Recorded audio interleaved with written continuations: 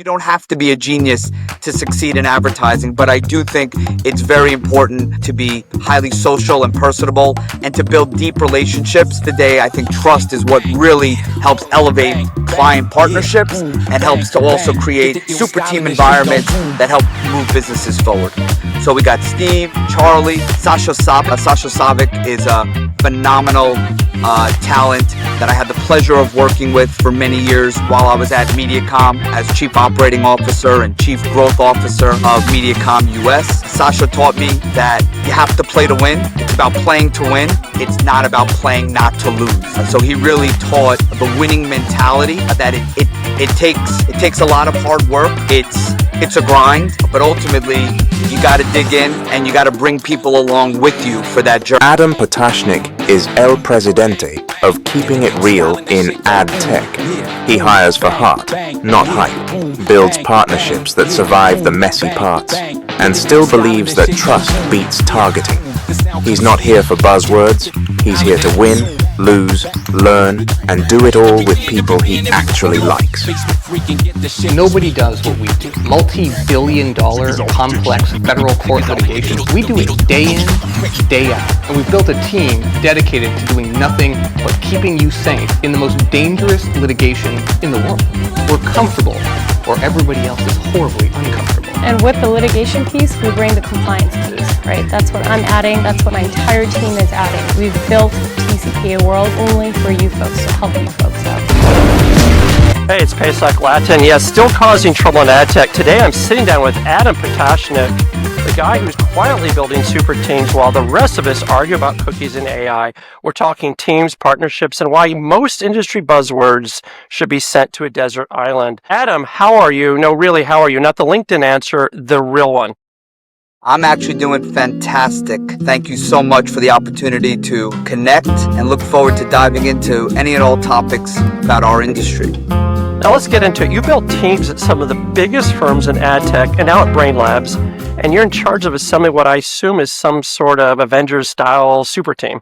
What is the secret sauce? Is it raw talent, leadership, or just figuring out how to make a bunch of brilliant but stubborn ad nerds actually work together? Yeah, I mean, there really isn't one silver bullet to building an absolute super team. But number one core principle in surrounding myself with the absolute best in the industry is really just mutual respect and understanding of who we are and how we best work and how we thrive in uncertain and complex environments. I've always been extraordinarily appreciative of surrounding myself by people that are way brighter than me, that bring different skill sets, different superpowers to the table. Each and every person that I've had the pleasure of collaborating with have been able to sort of level up the work, but also level up sort of the experience of being in such a fun and engaging industry. People come from all different backgrounds, all different walks of life. People succeed in different ways. And so, at Brainlabs, we create a very unique environment in which people can work in different ways that helps us produce the best work possible for our clients.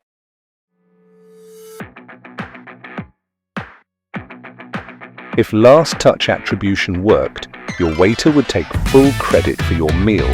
We make sure the chef gets credit too. Incremental. So can you give me a time where you knew you had the wrong team? What went wrong? Did it involve passive-aggressive emails? Yeah, I think for me, it's really about trust and understanding of each other's skill sets and really getting to know each other. So I think when you're bringing together a team in which there's a lot of individuals that don't understand what each person can contribute or bring to the table or how they complement one another, I think that's where a team breaks down. I think in every team, you have to have very clear swim lanes, roles, and responsibilities. And for me, I've been very fortunate to always be able to stand shoulder to shoulder with the absolute best. So agencies like to hire rock stars and ninjas, but those people actually work together, or is this just a recipe for a dysfunctional group of egos? I think the actual opposite. I think you have to have world-class talent to succeed in our industry. You have to have people that know how to roll up their sleeves, dig in, but also have some fun. I mean, actually having smart ninjas, people that are very horizontal, that could help elevate a lot of the specialists that we have in our industry is extraordinarily important. I'm not looking for just pure generalists, but I have unbelievable specialists within Brainlabs, and I've always worked with extraordinarily bright people that are very good at a given product or a given practice.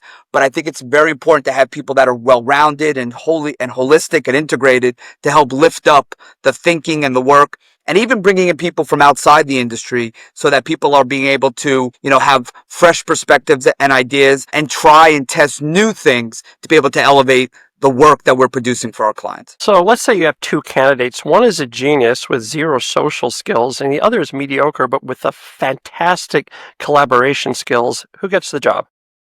It's a great question.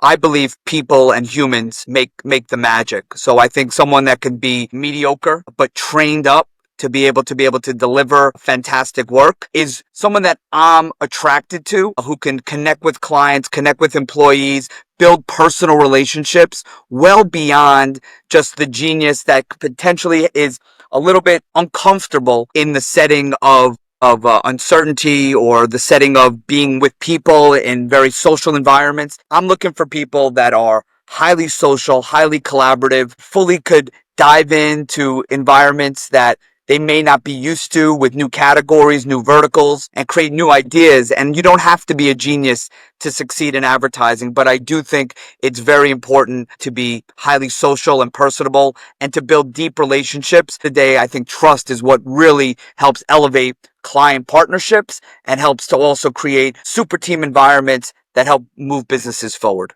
So if you could build a dream team with 5 people from your career, who would make the cut and why? It's a fantastic question. I certainly would have Stephen Allen, who was a mentor of mine. He was one of the founders of the media business, which then became Mediacom, and he was the global CEO of Mediacom worldwide. He's a fantastic mentor, fantastic person who I've learned a tremendous amount from, and now he's the executive chair at Brainlabs. Another person on my dream team would be Charlie Rdman. Charlie Rdman is one of the legends in the media business. He also happens to be someone I grew up next door to. So he worked on some of the largest... Where's that? You're a native New Yorker, right? Yeah, I'm a native New Yorker. I mean, the accent gives it away a little bit. Yeah, I hold on to it. I was born and raised in Syosset, Long Island. Grew up in Jericho, and then I lived in the city for most of my life. But now I moved back to Long Island. I live in Roslyn. Not Long Island? Nah, not Long Island. I live on Long Island, for sure. So I think definitely Charlie Rdman, a phenomenal gentleman. I learned it really is about the people. And he is such a warm soul, a great person. You saw how approachable he was, how kind he was to individuals, and how clients were attracted to him. So Charlie Rdman is certainly another mentor of mine in this media ad business.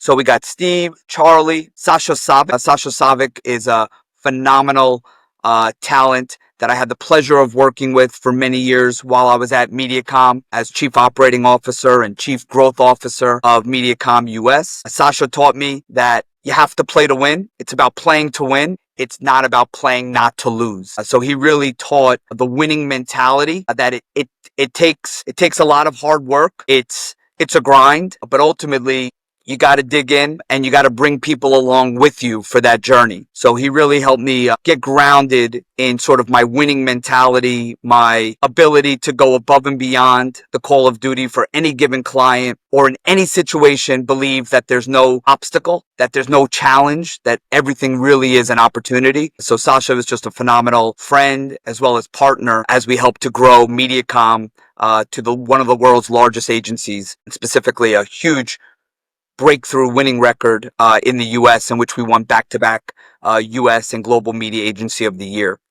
So we have Stephen Allen, excellent mentor and still a colleague of mine here at Brainlabs. Charlie Rdman, phenomenal gentleman, man, personable, Sasha for his winning, strong mentality and deep understanding of the business and what it took to be different and stand out and break through with for clients, and help bring people along on a journey. And who else? I would have to say, That's okay. We can move on. So, speaking of assembling great teams, let's talk about something that can destroy teams: bad partnerships. Business partnerships in ad tech often are dictated by short-term gains, not long-term alignment. Agency brands and tech platforms love to collaborate until it's time to fight over credit. So here's my question to you. What's the difference between a real partnership and just a necessary evil business relationship?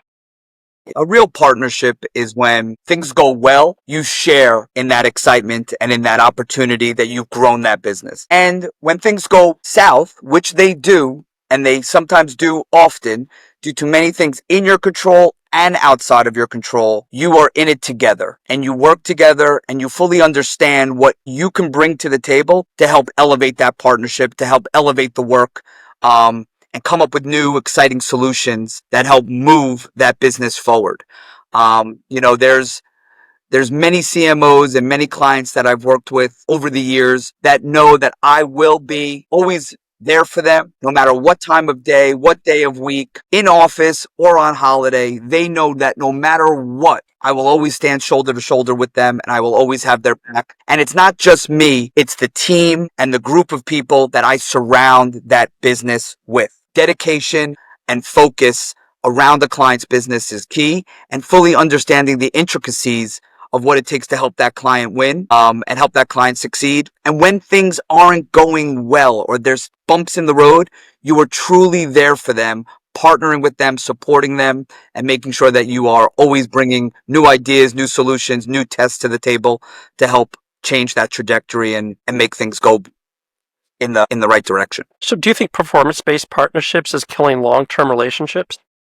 I am not averse to performance-based partnerships. I think that there's a lot of validity in putting your money where your mouth is and being able to actually prove out exactly what you've displayed on paper in the real world. There's a lot of solutions and ideas out there, but you have to be confident enough to be able to put some skin in the game and be able to show that your ideas, your approaches, your tests, your things that you're shifting in a very traditional mix, you're potentially moving things more digital, or you're shifting channels across biddable you're shifting dollars across biddable platforms. There's things that you have to be able to prove out, and you have to show that your deep understanding of how things work inside of the platforms will actually generate results. So I am not averse to performance-based compensation, and I think actually performance-based compensation that works is a win-win for both parties for sure. So what's the worst partnership decision you've ever made? Like the one that kept you up at 3 a.m. wondering what the heck am I doing? Yeah, look, I am known for putting my entire self into every single situation and also putting all my cards on the table. I'll put all my cards on the table for every single client, and I will bring endless solutions. So for me, I think the worst scenarios that I've been in is when we've done just about everything. We've lowered our fees. We've gone completely the extra mile. We've brought a whole new team. We've given them the roadmap for the next year and a half of exactly what they need to do to start winning or to change the trajectory of the business, because there is a lot of things that certainly we could have done together or could have done differently, and we changed everything. We committed the investment and they still changed the business. They still went in a different direction. So really for me, it's, going into new ideas with new clients, eyes wide open, going into new partnerships, eyes wide open, but then ultimately, definitely having that mutual understanding before we invest all of the energy and all the talent, before we go full all in, to make sure that the client also feels the same commitment that we've brought to the table throughout the journey. So if you could build a partnership between two ad tech companies, who would they be? Any partnership, you had unlimited amount of money. Yeah, an unlimited amount of money. Right now, there's likely something beautiful that could be said with bringing NVIDIA and Intel together, or bringing something, or even bringing some of the most iconic brands like Dell and IBM together, where there's already a lot of synergies and overlap in sort of what they're doing, and potentially even the massive behemoths of Apple and Microsoft. What about the ad tech industry? Yeah, I think that there's probably a lot of smaller quick wins probably within the ed tech space that can be had. There's no two companies, to be honest with you, that come to mind that would be just a natural collision of some unicorn magic. So enough about partnerships. I want to talk a little about the future. And, well, obviously everybody's talking about AI. It's eating everything. Ad buying, content creation, targeting, and even the illusion that humans are making decisions. So is AI actually making marketing smarter? Are we just putting AI powered on everything and hope that it presses someone in a boardroom? Yeah, I mean, AI is extraordinarily important to help humans do tasks quicker, more efficiently. And I think that AI is definitely changing the way that we think about marketing and we think about media day in and day out. I don't see it today being an immediate replacement to the human touch or to the ability to connect with clients and connect people together to come up with creative new ideas that are going to disrupt and change the world. But I do see AI as a way to accelerate and to speed up some of the more nominal tasks that individuals do and to come up with new, fresh insights and analytics on massive amount of data that can come to your fingertips and help you move businesses quicker, faster. But it isn't something that I just see as sort of like the one size fits all for every single solution. So can you give me an actual real world example where AI made a measurable impact, not just like the banner ad was 0.0001% more effective? Yeah, I mean, an actual example of where AI has driven extraordinary impact is as we're building out our dashboards and our reports, and we're meeting with clients on a daily basis to let them know how campaigns are performing. Instead of running through the reams of data in a more manual process or in a more traditional way to be able to pull out those insights, AI layered into our reporting has been able to generate real-time results that we can share with the clients and be able to integrate together and make decisions faster to drive quicker business results. So if AI is really so powerful, why do I still see the same awful, irrelevant ads stalking me across the internet? Shouldn't that have been fixed by now by some bot? Yeah, I mean, you're not alone in getting some awkward ad chasing you around the internet, or the second you say something, you see that awkward ad show up on your phone on the next website or within the next app that you're going to. I mean, look, I think there's likely someone today, many people today working on that and trying to fix that. Why it's happening, I purely don't know, but I do think that there's a solution out there, and I'm sure it'll be installed and happen quickly.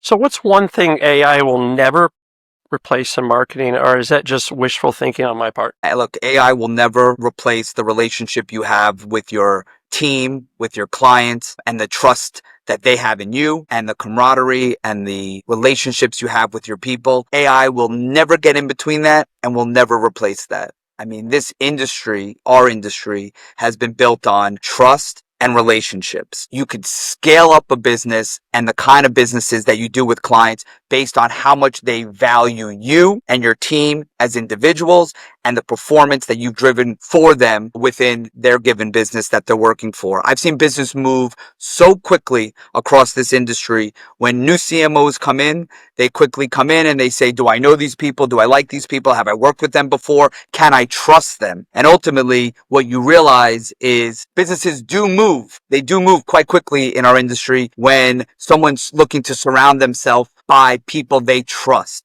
An agency that they've worked for, in which that agency and that group of people have driven results for them. You see businesses move across our industry pretty quickly when new CMOs come in and they want to make a change and they want to surround themselves by people they know and people that they love and trust. So let's talk about something that AI definitely can't fake. That's personal branding. I've been reading a lot about personal branding, this weird game in ad tech lately. You either have the thought leaders who sound like they swallowed a TED Talk, or the LinkedIn gurus who post 2,000-word essays on leadership that say nothing. Yet, some of the people who do great work often stay in the background because they don't have the patience. So here's my question to you. How do you build a brand that people actually trust without turning into a walking motivational poster? Yeah, look, it's definitely not easy. I think you have to be consistent with what you say. You have to be consistent and authentic with the kinds of content and the kinds of things that you put out there to the world. And I think you also have to have others or a track record of being that person and truly delivering results at some point in time in your life that someone else could validate or back up. I think anyone that's out there just sort of broadly to a wide audience, but doesn't have a track record or have concrete examples of things they've done for brands or for clients in our industry that help sort of back up their personal brand or what they've said, it's quite tricky. But I think someone that is authentic and true to who they are and the things that they put out there, I think it only helps expand their reach and also introduce them to new people that may be excited or interested in their company or in what they're up to in their professional or personal life. So when did you realize that flaws, opinions, and all actually works better than trying to fit into some corporate approved mold? Yeah, I think it's a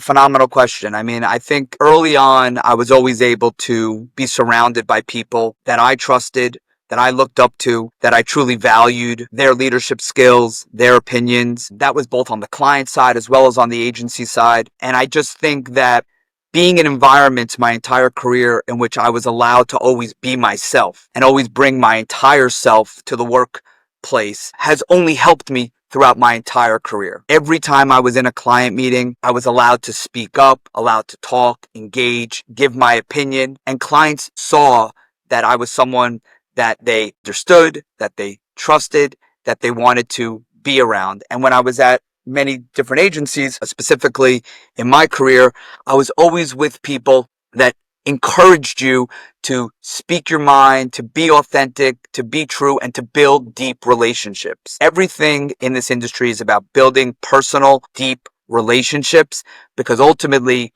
it's about the teams and the people that you work with. It's about the client connections that you build. And then ultimately it's how these people can always come together to help solve various challenges within different industries, different verticals, and help keep elevating businesses to deliver on their KPIs and their core values. So, for me, it's just always been about being myself, being true to who I am, and then ultimately trying to bring people along with me on the journey and always knowing that everyone is unique, that every client is a snowflake, that every individual that I'm working with has a unique superpower. And I've always wanted to bring out the best in people, always. So what do you think the biggest mistake that people make when trying to build a personal brand is? Is it overthinking or just being boring? Yeah, I think the biggest mistake is just trying to be someone that you are not. So when you're building a personal brand, you cannot build your personal brand and put it out there to the world. And then when someone meets you, it's a complete disconnect to who you have portrayed yourself as, either on LinkedIn or on webcasts or in sort of the digital environment. Everything about your personal brand has to come through every interaction and everything that you say. You have to be authentic and true end to end throughout every touch point and every experience. So I think the biggest fail in building a personal brand is when you can't live up to what you're putting out there to the rest of the world. So if you could force every marketing professional to delete one phrase from the personal brand besides growth hacker, what would it be? A good question. You don't got it? I don't got That's it. okay. I tried. So now my favorite part, which is I get to strand you on a desert island because every interview needs a ridiculous segment. You can only bring 5 people, and before you ask, you can't bring Elon Musk to engineer you out. Everyone always asks that. And you can't bring a cell phone. So who from your professional life would you bring and why? Yeah, so from my professional life, I'd bring Andy Littlewood. Andy Littlewood is our new Chief Planning and Data Officer. He's a phenomenal talent that I've worked with for many years at another agency, and now we've been able to join forces again. So I would 100% bring Andy Littlewood. I would also bring Rochelle Reisner. Rochelle Reisner is a true spirit, an unbelievable talent. Always thinking about the big idea, what's next, how to elevate our game, how to change what we're doing for clients, how to elevate the agency. She's just a positive, optimistic person, and I would just want to be around her as much as possible. Catherine Cook, Catherine Cook is one of our leads, our managing partner of strategy and planning. Catherine is a genius. She would come up with some idea and always be having fun on that island. So she would always be able to think through, how do we have fun while we're looking to solve or complete some complex task we would be, that would present us in that environment. I would also want to bring Virginia Hanchar. She's a chief people officer here at Brainlabs. She is really such a lovely person who is thinking through how to bring people together, elevate our game, make sure that we are always thinking how we could improve ourselves and improve the environment we're on in together, and just sort of making the agency the best possible place to work, and just allow for people to live their best life. And then I'd say likely Jeremy Hole. Jeremy Hole is our chief product officer here at Brainlabs. Jeremy is just one of the nicest guys that I've ever worked with. Jeremy is extraordinarily laid back. So, I'd probably just enjoy having a drink and relaxing with him on the island. But also when things got rough or when we had to figure something out, Jeremy's one of the first guys that I call. He's extraordinarily bright and an absolute pleasure. So who would you not want to be stuck with on the desert island? You don't have to give me a name, just describe the type. Yeah, look, I'm not looking to be surrounded by someone that is just likes to talk and doesn't come up with answers or come up with solutions. Just someone that just wants to be heard. I don't want to be with someone that is overly overthinking things too much. I like people that could just move forward, move quickly, fail fast, and try new things. And then ultimately, I really wouldn't want to be around someone that is, sort of a worrywart, right? Always thinking about what could happen. I like people that are challengers, that are thinking forward, thinking about how we break through, thinks how things are all paper barriers. There's no real barriers or no real walls in front of us, that everything's just a paper barrier that we can break through. And someone that is highly optimistic is sort of the kinds of people that I like to surround myself with and around. So I'd leave all those pessimistic folks off the island as well. So how long do you think it would be before it would go like Lord of the Flies? I think that with the people that I selected to be on the island, Virginia, Andy, Rochelle, Jeremy, and Catherine, this is a dream team. This is a super team. So you guys would survive? You wouldn't need rescue in 24 hours? Not this group. I think there's such great complementary skill sets and understanding of what we need to do and how we can collaborate to succeed that I think we would survive. So I want to talk a little bit about the brutal truth about the ad industry, where it's going and who's getting left behind. It's obviously not dying, but part of it's not thriving between ad fraud, AI, data privacy crackdowns.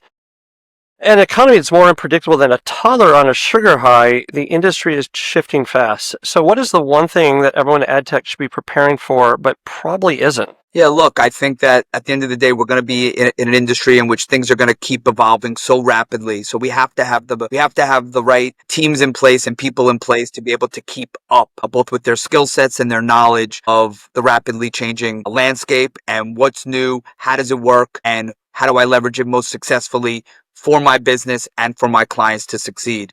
So I really think education, knowledge, and sort of staying open mind to all the various changes that happen so quickly, and being open to that not everything that we implement will be able to succeed on day one, but how you iterate off of those learnings and be able to build and collaborate with new tech and new platforms to make them work in various situations will be key. So I just think ultimately it's a big education gap, but also the ability to help keep making the investment, spending the time, diving into these platforms, diving into what's new, and then figuring out how to best apply it and then scale it will be key. So what's actually changing that will impact real marketers, not just ad tech executives giving keynote speeches? Yeah, look, for real marketers today, the biggest thing on their mind is sort of how do I break through in my category? How do I grow? How do I do something that is going to get my brand noticed, that is going to get my brand loved? The thing today is that it's not just how quickly, you can optimize a campaign and change things. That's not big enough. You have to come up with breakthrough ideas. You have to come up with something creative, something unique, something that'll actually get you noticed. Some of the brands today many brands today are in an environment in which no matter how much they spend and no matter how much they tweak their mix, it's just not enough. So you have to be able to bring creative new ideas to the table to be able to get your brand noticed, get new consumers, new audiences to engage with your brand so that you can help to continually grow and thrive in the environment that we're in. It's not about the small changes always. Sometimes you got to make a big swing that'll actually get you noticed. So we've all had that oh crap moment. Oh crap, I was wrong moment. So what's a trend that you completely dismissed at first and then realized later it really was a game changer? Game changer. Yeah. Look, there's been so many opportunities over the years in which, maybe for whatever reason, you might not have been the first mover inside of that environment and you've never sort of jumped on it immediately. But then all of a sudden you saw other brands, other competitors jumping in and making things happen. I think in the early days, you could look back at things like digital out of home or even podcasts and say, you know what?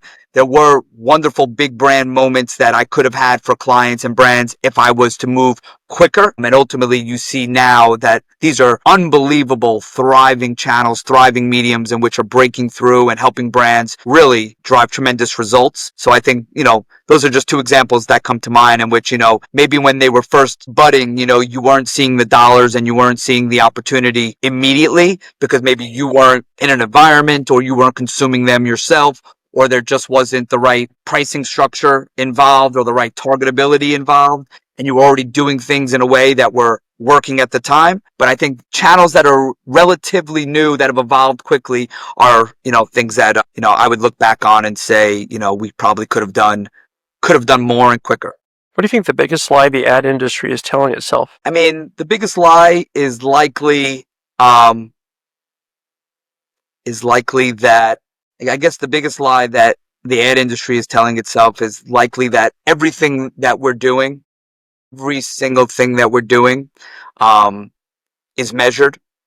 Right. And every single thing that we're doing is 100% targeted or 100% reaching a real human. I think there is still a lot of waste in sort of the ways that brands are spending their dollars.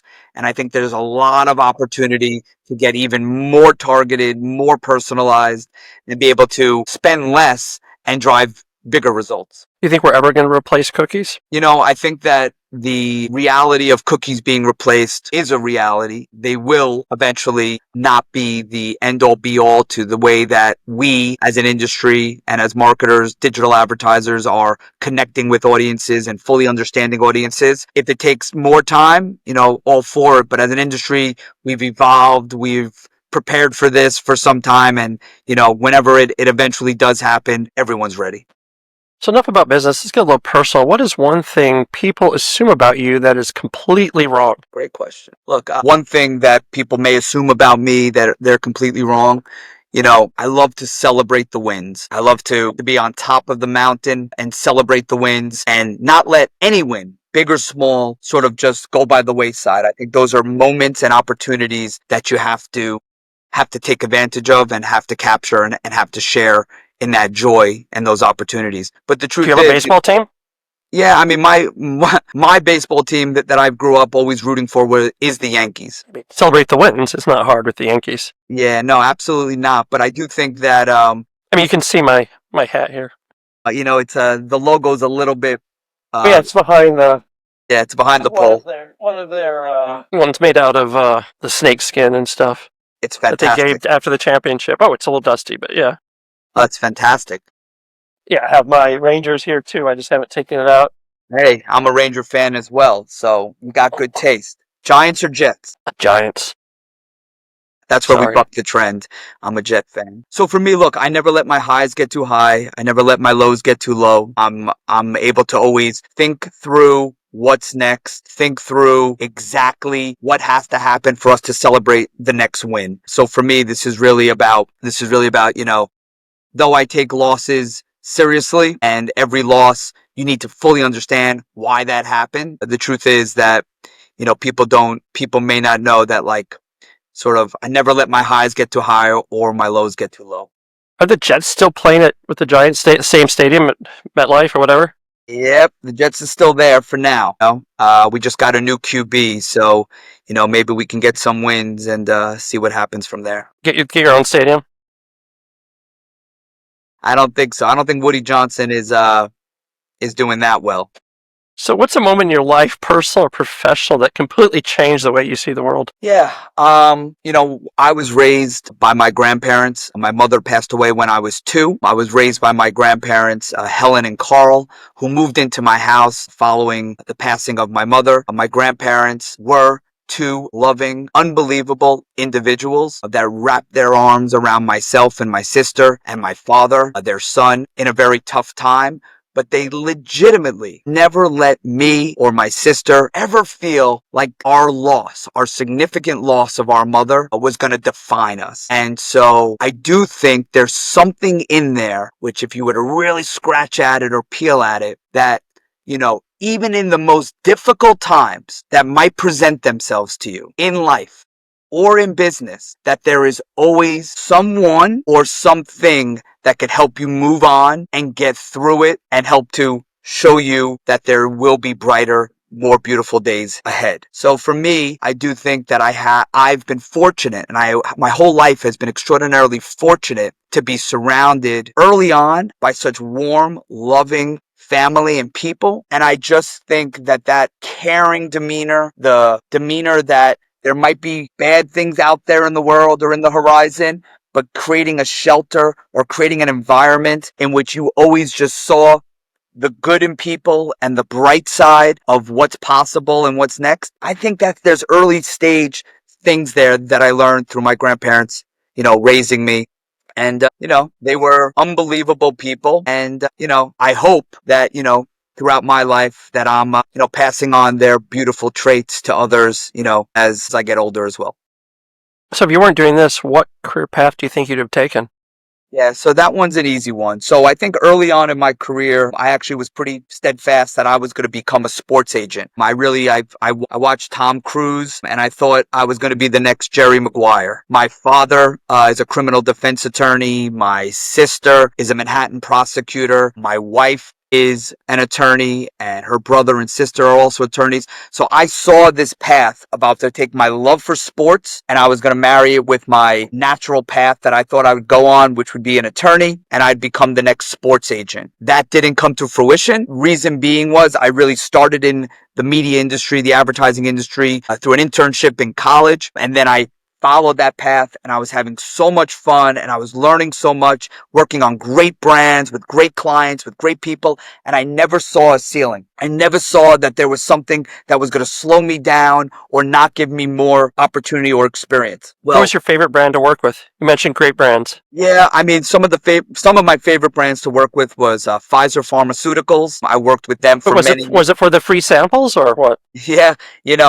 back then their largest product was Zoloft, Zyrtec, Relpax, Viagra, Celebrex. So I didn't fit the bill for them yet back then when I first started. But also ABI, Anheuser-Busch, was a fantastic client that I worked with for many years. Dell Computers, Dell Technologies was a client I worked for over 10 years that I felt was just an absolute behemoth of a smart group of individuals that always was staying ahead of the industry, staying ahead of what's next.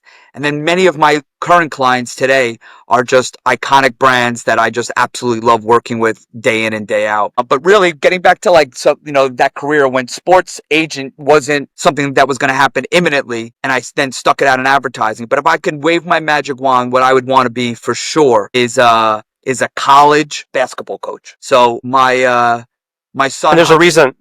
Yes, there's a reason.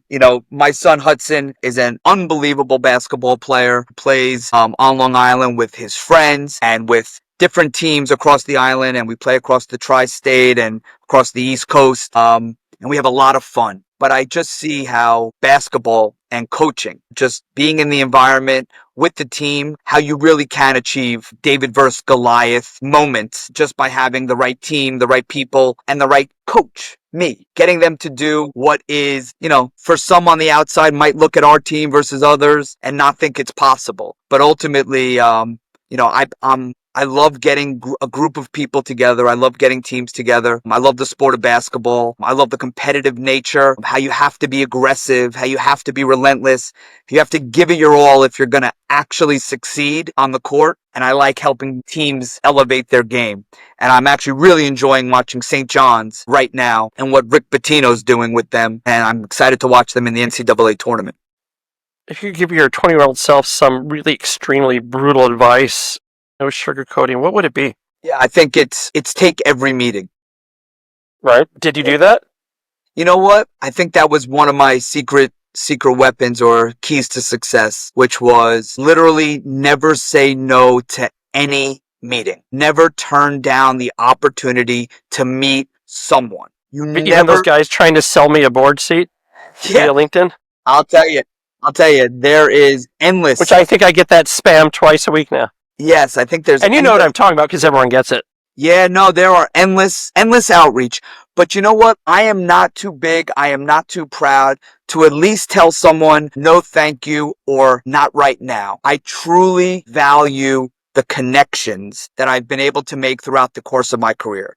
Everything has led to something else at one point in time or another. So for me, that kid coming out of college, thinking about the advertising industry, I would just say, take every single meeting and put yourself in environments to learn and environments to observe what people are doing that might not be exactly what you're doing on your day-to-day, and get out of your own way or out of your, sort of day-to-day business. Because I was always looking to get into rooms when those doors in the industry or in the agency, when those doors were shut and you saw people in a room talking and putting things on the wall and debating and trying to rip things down and think of something new. I always wanted to be inside that room. I always wanted to know what was going on there. What was so important? How were they making decisions, or how were they engaging with one another to help elevate a product or to come up with a final solution? So my thing is just be a fly on the wall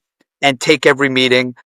It's very important for you to be out there in real life with people in an office or in an environment in which you're around other people in your industry, because it's very hard to absorb some of the things that you just naturally won't get being on Zooms or being on Teams or Google Meet, etc. So you have to get out there, you have to meet people, and you have to take as many meetings as possible. So if you had to disappear off the grid tomorrow for some reason and start with a new identity, where would you go and what would you do? And what is your pseudonym going to be? Going to be Carlos Danger? Yeah. New York reference. Yeah, no, exactly. I would say I've never been to this place, but I would love to go to the Maldives and be in one of those beautiful huts that's going out onto the water and laying in one of those hammocks that are out there. It just seems to me to be an ideal, beautiful environment. And what's your pseudonym? Yeah, I think it's what is my name? It's El Presidente. Big thanks to Adam Potashnick for dropping the playbook and reminding us that real leadership isn't loud. It's consistent, human, and occasionally caffeinated. And of course, special thanks to our sponsor, Troutman Amin LLP, for continuing to power this journey, especially Eric J. Troutman, partner, who somehow manages to fight legal battles, fix the ad industry, and still have better style than most of us.